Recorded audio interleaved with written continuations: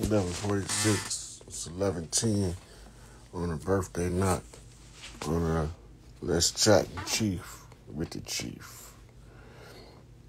I come on a little late tonight. I was sitting here and I was saying to myself, what do I want to do before I call it a night? I said, let me go ahead and talk to the people and get some sense of the pulse of the people.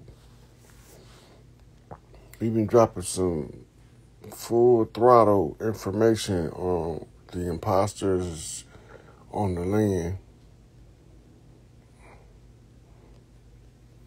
So we ain't falling for the banana in the tailpipe this time. So what y'all want to talk about today? What's on the pulse of the people today?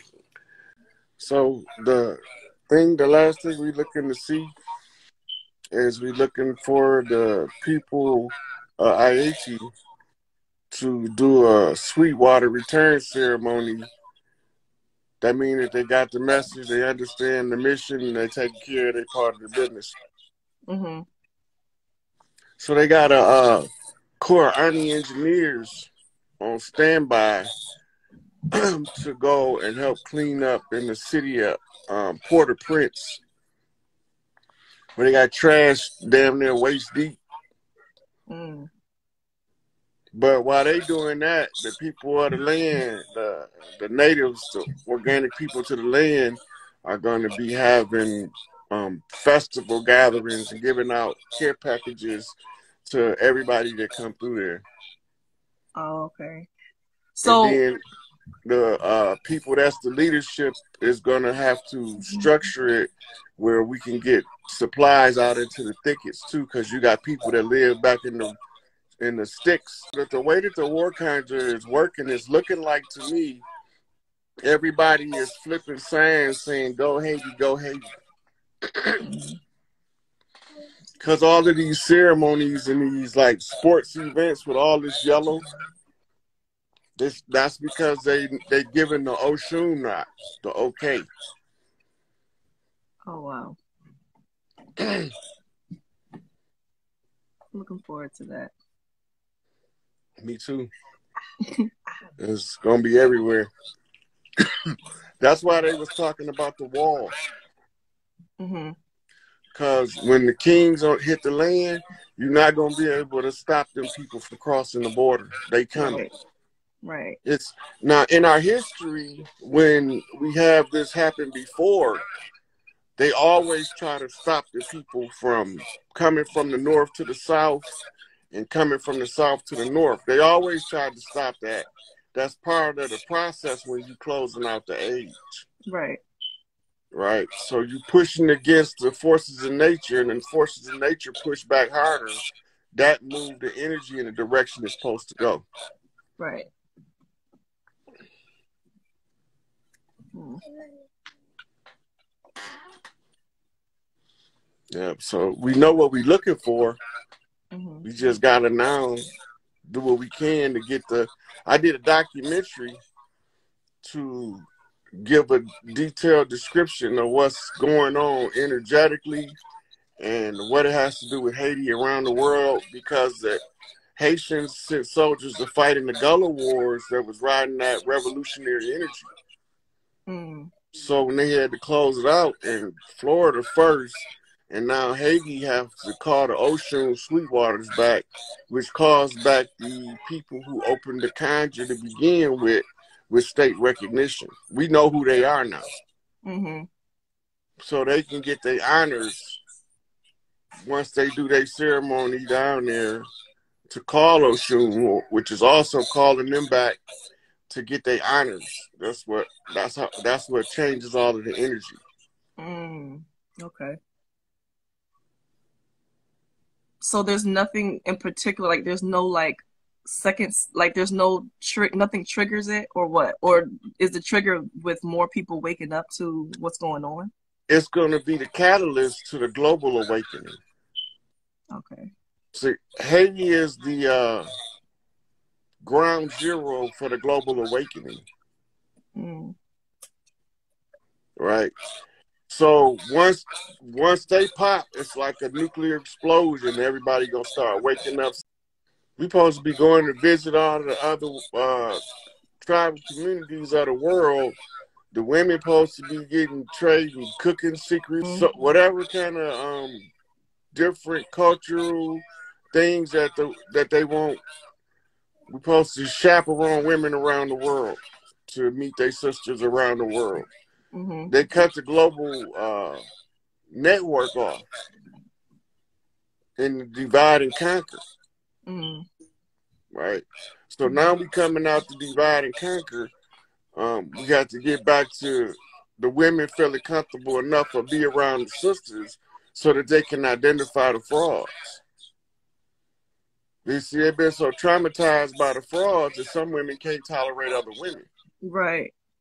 That's part of the conjure. Right. Right. So to get past that, they have to learn to trust other women again. And after what they probably went through in a prior life, it's difficult. Mm-hmm. So that's why the doula center serves so many purposes for the community. I was surprised that Earth allowed them to remove them and replace them with these hospitals. Because at the doula center, they help to do the women's group that use mitochondrial love energy to heal each other in a group. Mm-hmm. Right? That's what the sister Hadiya was doing with the goddess glow up. And that's why I always get that as a reference, because she already doing it. And then you can go look at what she's doing and even see what it looked like. Right. And for the sisters really in tune, not only will they see it, they'll feel it. Mm. You know, and they'll say, that's what I need to do for my healing. And then they'll, you know, either organize their own or participate in her next session. Right. And that's what also helps with the healing or like trauma from past. Yeah. Yeah. When you turn the mitochondrial up, it's like just like turning the healing on. Mm-hmm. The placebo effect then gets multiplied by thousands when enough women is congregated in that energy. Mm-hmm. That's part of the Sybil effect. And it only takes that one time, or is it something that happens over, like, in a process, or does it just take like? The women can turn it up in enough places on the planet where when you leave, the other women that's vibrating on that frequency help keep your energy up. Okay. Right, and then the fact that it have on men, some of them women gonna love that shit. Right. They gonna love that shit. But when you don't know how to use your feminine energy to positively affect a man, then you don't know what you're missing in your relationship. Mm-hmm. Yeah. So I have one question. Well, another question. My aunt would always tell me that I look just like her mom. And, you know, as a child growing up, I'd never understand. I would always hear her say it, but I never understood it. And then once, as I was an adult, she sent me a picture, and I literally look just like her. And was she gone before you was born? No, but we weren't close to her though. Like it seemed it's a lot of unsettled things going on my mom's side. So there's a lot of families like that. They gotta clean that shit up. Okay. Everybody they're gonna have to face it sooner or later. Yeah. I feel like we're so close. I feel like I get these uploads or whatever, and one time like my entire crown chakra was just lit up one night, and I was getting all these messages, and it was from my mom because she passed away too, and it was from my grandma, and clear as day, like she was literally telling me, giving me information to tell other people. And then I feel like now that my aunt she wants to put together a family group, and it just seems very like small talk. And I want to be the one to just be like, okay, who needs to say something, get something off their chest? Because I just feel like it's just like, good morning, hey, how's it going? Just like small stuff. But I feel like there's like so much stuff that needs to just But be. instead of people trying to get it off their chest, they talk about, what if we heal from this? Mm. To put it in the quality or the probability of healing increases the possibility of the healing. So instead of just dumping what's on your chest off your chest, say, let's see if we can heal from this. And this is the thing I want us to, you confront generational curses. Yeah. Personality quirks are natural, but to stay in the long-term divisive family feud, that's not natural. Mm-hmm. It's natural that you're the same age as your cousin, and every time y'all trying to outdo each other when you get to Big Mama house, and then y'all try to make teams. That's natural. Mm-hmm. But to get in y'all 30s and y'all still trying to keep the teams up instead of joining forces, that's not natural. Right. Because the natural progression of life is supposed to teach you the value of family and the value of family unity and the strengths that come with it. So then the petty beefs, all of those fall to the side. The most traumatic ones for us going to be to heal from is that secret squirrel in the family sexual abuse. Yeah. That's going to be the hardest one to heal from. Because don't nobody want to admit their favorite uncle is a pedophile. Mm-hmm. Or their favorite auntie, for that matter. Mm-hmm. Some of them do it too. Okay. Okay. So it must be something, because since you brought that up, that has happened in my dad's side, but not. It happened on my dad's side, and I feel like the person that did it, they tried to see where my head was at, and I'm like, oh no, this shit ain't going down. And to me, it's not even the fact of like, oh, I knew that you did it to other people and now you did it to me. It's about like the fact that he still feels like he can do it. So I want to know, like, how I was trying to figure it out was like, okay, I've already told his wife before they it. destroyed the sisterhood, they used to have a gathering of mothers. Mm-hmm. Right, and to discuss how they would deal with it. And his age is always a key factor. Mm-hmm. Right, because you expect a 12, 13, 14, 15-year-old to do something, but you don't expect the same behavior out of a 30-year-old. Right. Right. So the mothers would use that as a gauge, the tool, and then they go over his history and his family history to find out how best to help him, or if we just need to get rid of him. So but you're saying that normally by the time he got in his mid-teens, the women be figured out what men to put him around to give him proper instructions about women and children. What if he's not a part of the blood family? He's an outsider who just married into the family. It don't matter. Oh. It don't matter if he's still in the family. He around the same family kids. Right. He still got to be dealt with. Right. You can't keep that shit a secret. Mm-hmm. Right? This is why, so this is what's been going on in our community. And I've watched it in many different families while I was growing up. And I couldn't understand why they was doing it. Mm-hmm. But the adults that abuse the child, right? They don't say nothing to them, and then they shame the child into silence and tell them they can't tell the good man that the bad man did something to him. Mm-hmm. Right? Now, the justification was that if somebody corrected the bad man, then he gonna go to the other bad men, and they gonna come back and they gonna lock his ass up. So the women trying to keep the good man around end up protecting the bad man, but it keep hurting the children. Mm-hmm.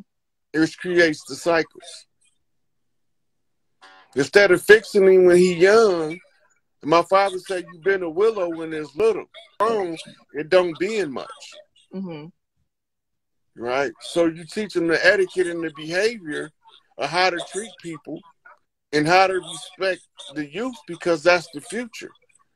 And they won't abuse the children when they become adults, because they was kissing on their little cousin, and you trying to cover it up for him and never correct him. He can't never get that behavior corrected when he's young enough. Mm-hmm. Right? So that shit gotta stop. You can't. We ain't finna do that. We not finna do that secret squirrel shit. Mm-hmm. Because the children just keep getting hurt over and over again, and the bad man keep being in a position to do it because don't nobody want to tell the good man that the bad man doing bad things to the good kids. Mm-hmm. And now he's creating monsters out of the hurt people. Mm-hmm. The way that you hurt me, the way that I'm gonna hurt somebody else type. That was taught. That's Roman in origin. Their philosophy is the greatest love between a man and a boy. Mm. They push pedophilia agendas through homosexuality. Mm. But it goes back to Babylonian sex magic and Talmudic priesthoods sanctioning the abuse of Goyim children. That's where it traced back to its origin, where it became part of the religious institutions and the priesthoods. And that's why don't matter which religion you get in, all the priests is touching on kids. Mm-hmm. In every religion. Right? Because that's what the root of the religion is. The Babylonian sacrificial rites, or the sacraments is what they call them. Mm-hmm. And the sacraments is the blood rites and the blood rituals. So when we had to go to a conjure war, it was because Big Mama said it was too much blood being spilt on the soil. And she said Mother Earth was crying. So she said, y'all figure out, make it into a spiritual war, take it off the earth. Mm-hmm. And that's how you get in the conjure war. So now we win the conjure war for the explicit purpose of cleaning the family trees up. Right. So we start doing training at the doula center. They the ones who teach you the family arbitration, right? Because the family member need to correct the family first before you throw them to the state. The state is for the ones that can't nobody fix. Right. Right. So that's why you have different levels of jurisdiction over the youth.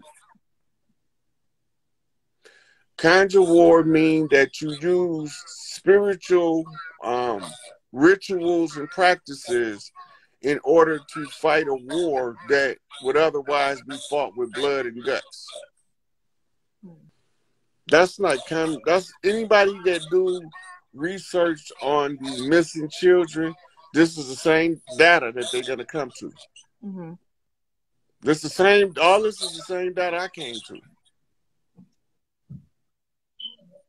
Yeah. So, just to be clear, for that particular subject, as far as the violation of in the family, you're saying that back in the day it was dealt with through the women, but now, what about now? Should it still the be women dealt with would pass the guy over to the men if they needed the man to correct them? Oh, okay. Normally when the women's correcting me because it's a child, when it's an adult, they normally say, okay, pass this over to this elder, because if they give it to her daddy, he gonna overreact. But if you give it to her uncle, he gonna react accordingly. Right. Okay. Like, they not gonna send me. I'm the last one they gonna send. When they send me, they already know what to expect, so they're not gonna send me. Mm-hmm. But they'll send one of my brothers because they're going to get a different approach to the problem. Right. Okay. That makes sense.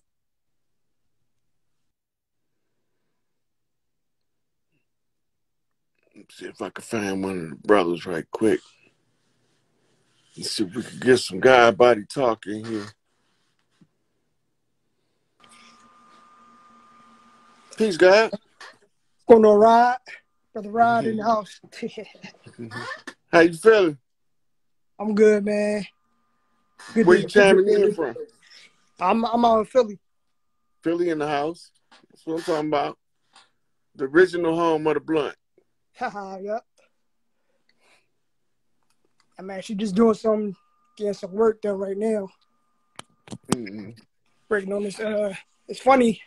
I was actually on a couple calls that you had going on probably a couple days ago.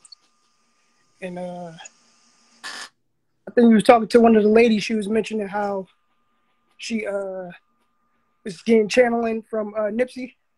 Mm-hmm. And it was funny because I'm actually doing the painting for Nipsey right now. Probably flip it around and let everybody get to see it. Oh, that's dope shit there. Yeah, so just getting that done right now. That's dope shit. What's the ticket on that bad boy? So I'm not sure. Are you familiar with Mount Kenya? In Kenya? Yeah, the mountain they call Mount Zion. Yeah. Yeah, so I'm actually kind of affiliated with the ambassador of Mount Kenya. So I've been following him. And it's funny because I got, I want to say put on, but I was on Facebook. He was the one who gave us the report when they wham over to them about Black Panther, right? Yeah, he was like on the front of the reporting on that. Yeah. The guy you talking about? Yeah. Okay, I know you're talking about. I always want to make sure I'm on the same page with you. Yeah, so it's funny. So back in, I probably got put on to you back in, I want to say about 2020. And it's kind of crazy because my dad had died in August. And you kind of look like him a little bit. You got kind of that same I gotta put it like the speech. Like y'all got that same type of voice. Like it's like kind of low, but it's very impactful. Like when you talk, like it ain't no playtime type situation. So I kind of gravitated towards that. And then just the stuff you were speaking on, it was kind of related to the things I was going through, should I say. So like my dad died probably a week before his birthday, because his birthday was August 18th. And my father, August 21st. Yours August 21st? My father. Your father, see? So I actually went to Kenya that year to go to the mountain of August 2020. And there was a lot of... That's the real holy mountain. The fake holy mountain is in the Middle East. Right. And they call that one Mount Zion too. Right. But it's the mountain from the imposters. Well, that's the one in Israel. You saying that's the imposters? That's where the imposters came in. The Mount Kenya is the real holy. They can manipulate the energy faster than most of these machines. You up there dealing with the real masters. That's where the Egyptian priesthood studied with them. Right, yep. So that's basically, what I've been on, just trying to help spread the message, spread your message, free Larry Hoover, free all the chiefs of the land.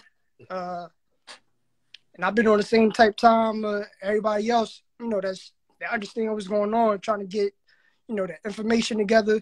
I've been trying to work on getting my genealogy together because I got people in my family that spoke on one of my great-great-grandmoms. She spoke on how, we had native lineage, but it's kind of cut off, just, trying to get back and talking to certain people because everybody, either they lost the information or they, they're not privy to it. So it's like I'm kind of doing this on my own, but I feel like I was put in this position to do that because a lot of things, that I was exposed to, that was like, hey, if I don't do it, ain't nobody else going to do it. A lot of the royal families, that's us, the Masonic lodges got people that's following us. Right. Their job literally is to mark when one of us is born, where we born at, what time we was born, who was our parents, where was they born, and then they mapping the stars to know which one of us is ranked. They know who we is. Yeah. When they give everything back, they just gonna call everybody back to where they belong. Okay. To receive their shit, they gonna be invited to their tribal family reunion. Yeah, cause I'm actually born April 11th, so I'm the Aries. Mm-hmm. And even speaking on that, I actually went to go see some seers out there when I was out there. There was like in a little compound, and they was talking, but I had somebody I was with that could actually translate because he still spoke English, but he knew the language. And basically, he was telling me that I had to do a certain situation as far as ritual wise, so I could get my blessing. But he was saying that I was sent to do something to help the people over here because I guess I'm supposed to be like somebody of stature or something, but it was just like a brief type of explanation. It was vague because you have to figure out what go in the middle. Right. You got to color the picture in. They give you the outline, and you got to fill in the blanks. Right. Right. So, what you was doing is going through initiations. When they tell you to do a ritual, you got energy centers in the body. The relative that sent you to them sent you with energy. And when they give you the ritual, it unlocks the energy. Because the energy move according to certain energy dynamics. Right. Right. So the sound waves move one way, and the light waves move another way. But then you have what's called emotive waves, which is derived from the advent of intention. Right? So it's like a grid that the elders know how to access. You might have been 5 lifetimes ago, a priest in South America might have put the energy signature there. So you come back 5 lifetimes later, you end up over in Kenya, he recognized the energy signature and give you the ritual to unlock what was put in you 5 lifetimes ago to allow you to awaken at this time.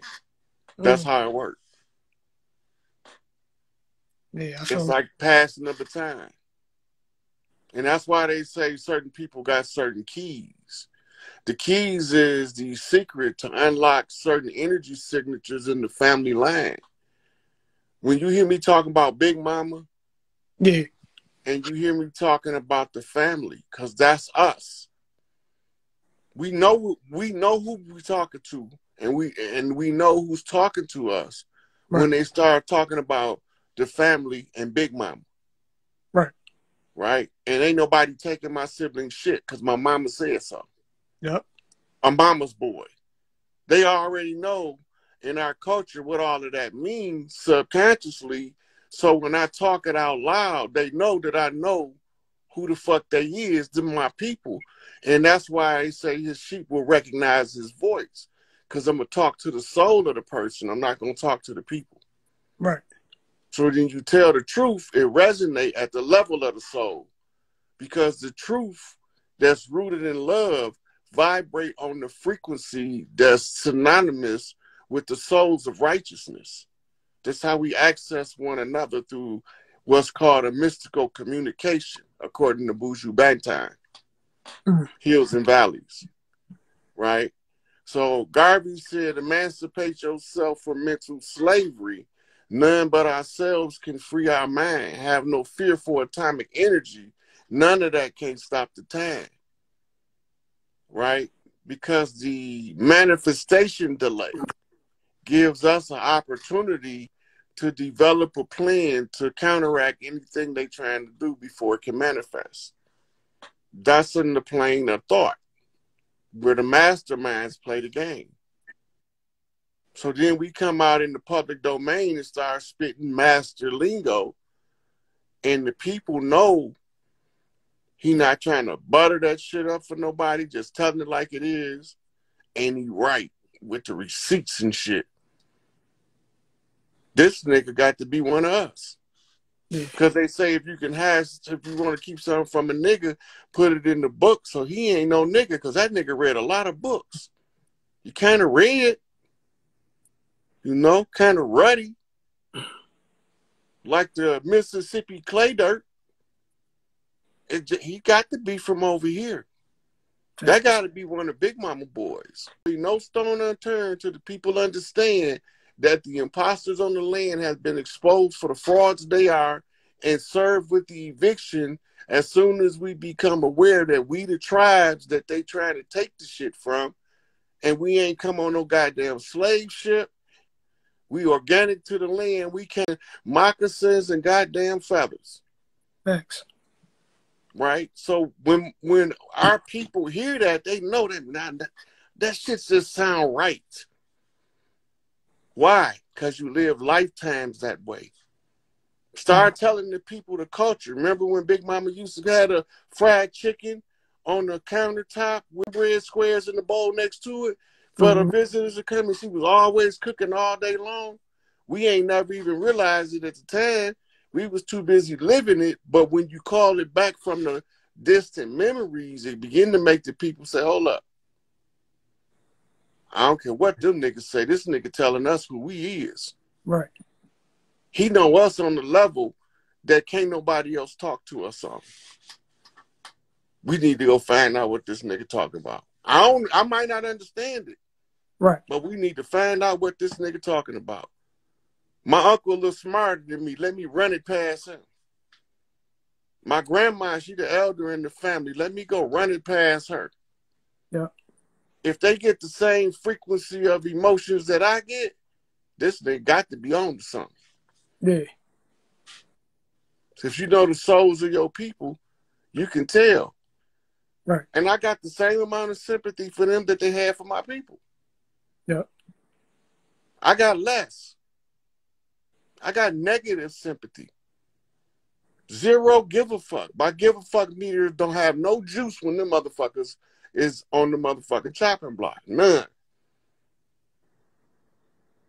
Right? The shit they got our people doing to each other. Yeah, man, if I was you, I wouldn't let that nigga talk to me that way. You ought to blow that nigga brains out. What happened to man? Go scrap it out with him. Right. This nigga wants you to blow his brains out, man. And then when the shit go down, he ain't nowhere to be found. And you locked up. Yep. Like you don't know who they are. That's a big problem right here now in Philly. Like we almost, if I ain't mistaken, we probably #1 murder capital now. Over Chicago. And that's because some nigga putting another nigga up to kill another nigga. Yeah. See, they ain't allowed to kill us, but they can make us kill us. That's the trick. That's how they get away with it. They not allowed to outright kill us, so they make us kill us. You think that white cop shot that black guy? You mean that mulatto shot that Negro? Right. You understand what I'm saying? You got to see the game that they playing is right in our face. But because the way they was playing the game, they always kept us blind because they look like us. Yeah, and it's not personal. And I don't got no animosity.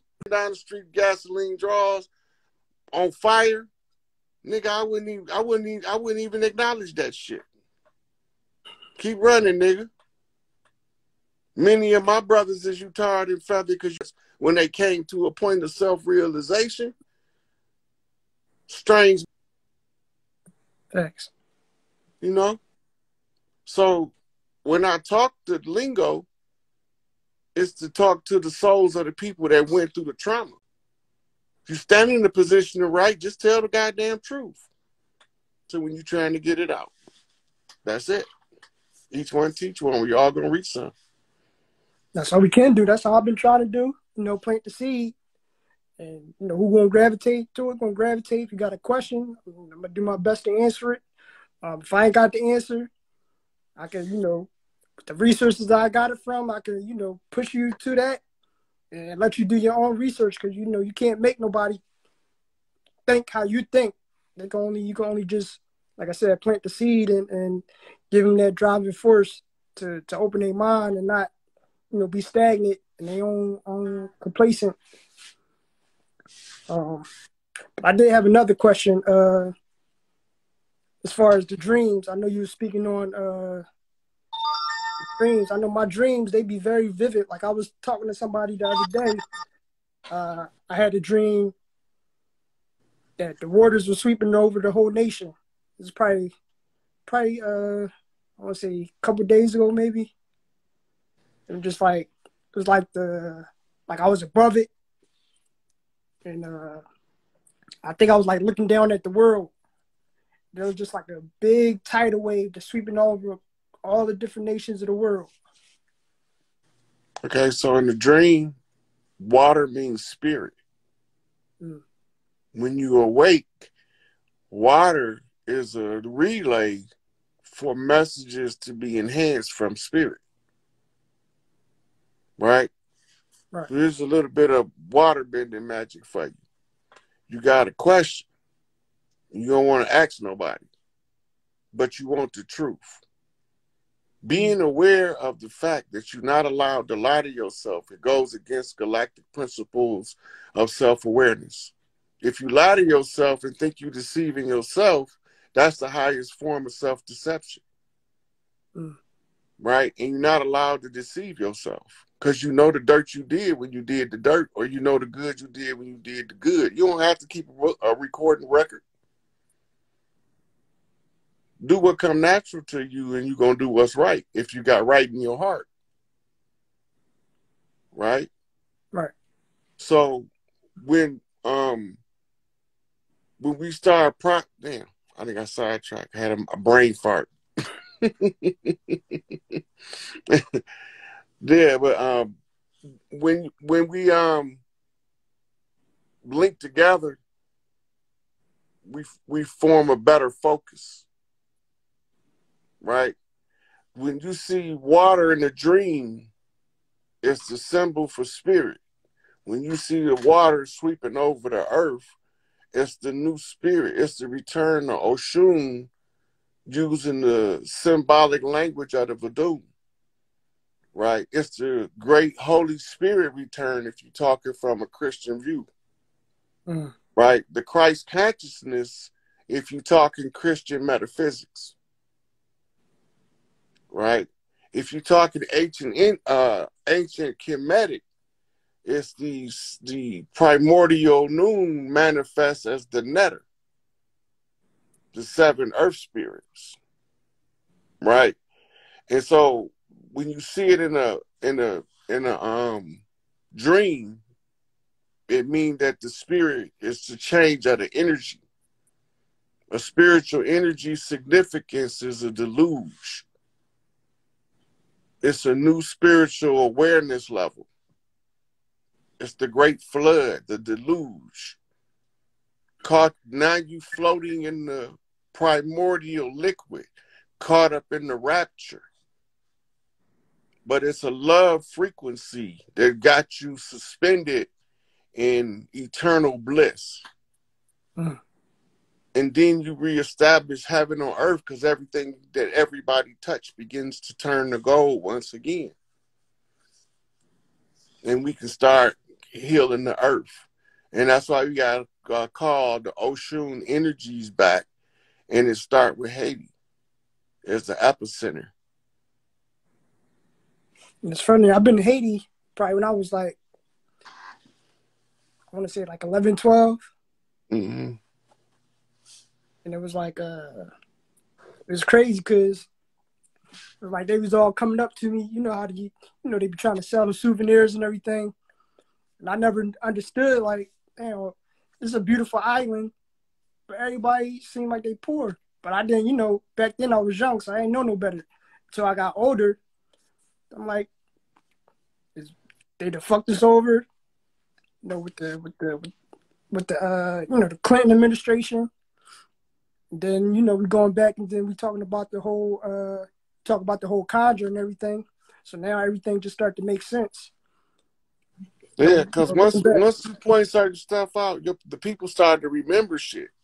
Yeah. That connects to what you said. Something their grandmama said. Something their great auntie said. Something their great uncle said. Something the old lady down the street said. All that shit start connecting dots, and they be sitting there like, oh, hell yeah. Right? When we don't have it figured out, we try to ignore the problem until we figure it out. Yeah. If we see that the problem has a viable solution, that's when we start to focus in on solving it. Most of us are not the ones required to initiate the resolution to a problem. That's why they ignore it. They turn the other way. They don't want to see it because that part is above their pay grade. You got another group of us job to come in and see everything that everybody else don't look at just by the way we wired. Right? Which makes us ask a whole different set of questions that get a whole different set of answer that the traditionalist that's turning away from the information because the solution is not present. Right? Once they see that you come with the solution to the problem, now they're willing to address the problem because there's a solution now. Now they feel like it's more controllable and more within their power to do something about it. And that's what you call empowering others to do for themselves exactly what you do for yourself. Right. If I'm free by myself. Yeah, like I still live by, I was always taught, treat others how you want to be treated. So I feel like what I feel is best for me, I'm going to do what's best for you because I see you and me. Or me and you, should I say. So I'm going to try to always do best and not try to, like you said, be righteous and not try to get over on people and just know that ain't nothing going good that's going to come back on that energy and so it's like it's just best to, like I said, live by that mantra, treat others how you want to be treated, and that's just something I stand on. But yeah. I just got two more. So what's your take on people that's born with holes in their ear? Or what's your understanding of it? It's tied to a bloodline, and it's tied to psychic abilities. Okay, yeah, because I was actually born with one. That's why I was asking. That was Some of them just have a mole, and some of them have a hole right here. yeah, I got Some to of see it, but yep. I was reading like a couple of Dr. Malachi York books, and he was speaking on people, with the holes in Yeah. their. Yeah, it's tribal. It's just identifying you to a specific bloodline, a very old bloodline at that. Everybody don't got that. Yeah, I remember I was doing Lyft one time with this lady, and I was picking her up. We was having a good conversation. And you could tell she was a spiritual woman. She do holistic healing, raw vegan food and everything. She was like, "Oh yeah, you special. It's something about your energy." She was like, you might have been born with a veil on over you when you was born. So I know she was like trying to, just because it was normally it's a girl that's born with the veil. They're seers, oracles, right? But they have to they have to train their talent. or it'll just fade to the level of an instinct, an intuition, right? But if they train it, they can be highly psychic. They can train it to whatever psychic ability they have. If they start training and developing the psychic abilities through reading the oracles, that's how they activate it and turn it on.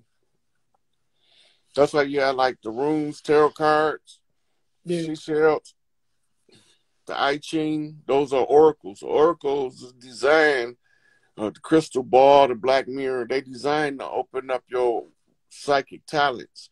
So it's like if you want to be a weightlifter, you got to lift weights for practice. Those are the tools. Those are the weights for your psychic training.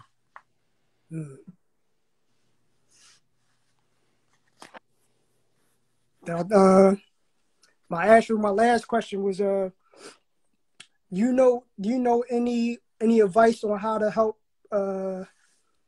like somebody with like an alcohol addiction? You need a real, genuine Babalawo, and I will be able to tell you what to ask you. But you got to find a legitimate medicine man. Okay. You can find a native medicine man, or you can find one of the old Puerto Rican or Hispanic medicine men that make the herbs for the natives. Mm-hmm. Yeah, any one of them can oversee it. If you know a priest that do the peyote ceremonies, he can oversee it. But for the alcohol addiction, it's primarily the alcohol depletes the nutrition. Right. Start supplementing the nutrition, and then the alcohol will begin to make them nauseous. They won't be able to drink alcoholically. But you got to get the nutrition up enough to reject the alcohol. Okay. The low nutrition causes a condition called pica, which intensifies the craving. It just so happened if alcohol is what you focus the craving's attention, that's what makes you alcoholic. Right? So you got to get the nutrition up. Then you got to flush the liver, because the alcohol is causing the fatty liver at best. Right. It could get as bad as psoriasis. So they got to be drinking dandelion tea just to treat the liver, because when the liver starts to slow down and fail, they going to tell them they got high blood pressure, put them on high blood pressure pills and tell them not to drink, and they still going to drink. Right. Right? That's not treating the problem. If you start cleaning the liver and supplementing with just the basic vitamin nutrition, so you would use some of the superfoods. So you go to like the vitamin, not GNC, something like the Vitamin Shop. Yeah. And ask them for the superfoods. These are the ones that's most densely packed with nutrition. Okay. Right? And then you have them taking them several times a day just to get their nutrition to kill the craving for the alcohol. Okay. Right? Because the more they drinking without proper nutrition, the more they increase the craving, and the only thing that's going to give them relief is the alcohol, because that's what's leaching the nutrients out of their system. Gotcha. Yeah, because I remember you had a lady on. She was in, I think, like Mexico. She had like a center in Mexico, if I'm mistaken. I don't remember her name. It's been a lot of healers. You might be talking about Dr. Hulda Clark. Yeah, I don't remember. She was a microbiologist, curing. She was doing all of the shit Sadie was doing. Her go-to is black walnut for parasitic cleanse of the body. Okay. She always start all her patients with that. All right, but yeah, but like I said, I definitely appreciate it as always. Always gonna be checking in, getting the updates. Um, and for everybody out there, even keep a outlook on this painting. I'm gonna actually drop a whole like kind of memorial documentary type of situation for the painting for Nipsey. So the whole situation will be called Victory Lap because that's what we on right now. We on this Victory Lap marathon to wrap all this up. So like you said, we could be partying, having Mardi Gras all up and down this bitch. That's what happened when we crossed the finish line. Yep. So Victory celebration. It looked like Mardi Gras all across the land. yeah, man. So this using my talents to try to help, spread the message too. So that's at this time. That's what it's all about. Just getting everybody all on the one accord. Yeah. All right, God. It was good talking to you. I appreciate you stopping through. I always talk to All you. right. Much love to Philly. Same back to you to Chicago. Right. That's right. All right. I might have time for one more. Try one of the sisters.